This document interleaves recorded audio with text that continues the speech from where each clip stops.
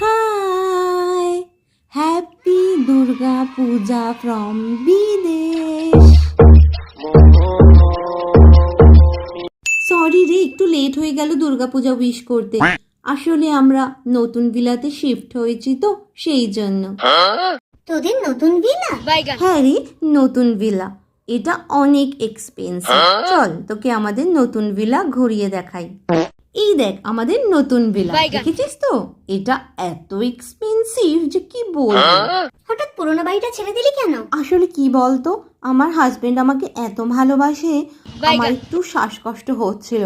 তো আমার হাজবেন্ড ভাবলো বুঝি ছোট ঘরের জন্য আমার কষ্ট হচ্ছে, তাই ও আমার জন্য এত বড় একটা ভিলা কিনে দিয়েছে।